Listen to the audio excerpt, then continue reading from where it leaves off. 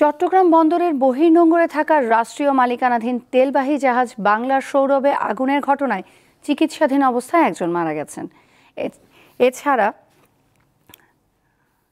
জাহাজটি থেকে ৪৮ জন নাবিক ও ক্রুকে জীবিত উদ্ধার করা হয়েছে। গত রাত ১২টার দিকে বহির্নোঙরে থাকা অয়েল ট্যাঙ্কারে আগুন ধরে যায়। ৪ ঘন্টার চেষ্টায় নৌবাহিনী, কোস্টগার্ড ও বন্দর কর্তৃপক্ষ আগুন নিয়ন্ত্রণে আনে। জানা গেছে, মধ্যরাতে হঠাৎ বিকট শব্দে কেঁপে ওঠে চট্টগ্রাম বন্দরের বহির্নোঙরে থাকা তেলবাহী ট্যাঙ্কার বাংলার সৌরভ। এ সময় জাহাজের সামনের অংশে আগুন ছড়িয়ে পড়ে। নাবিকরা জাহাজের পেছনের অংশে জড়ো হন। পরে একে একে সবাইকে উদ্ধার করা হয়।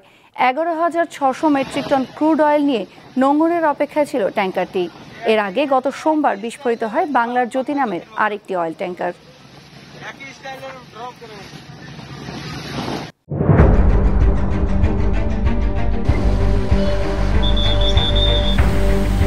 পুরো ঘরে আমার মালামাল সহ একবারে চাপা দিয়ে লইয়া পুড়ে গেছে। এটা মুখে বললে যাবে না যে রাস্তা কতটুক দিয়ে ভাঙছে। ২০০ বছর আগের ঐতিহ্য মাটির ঘর ছিল, ওই মাটির ঘরগুলো একবারে ভাঙ্গা নিচে পড়ে গেছে। মানুষের তো অসহায়, করার কিছু নাই।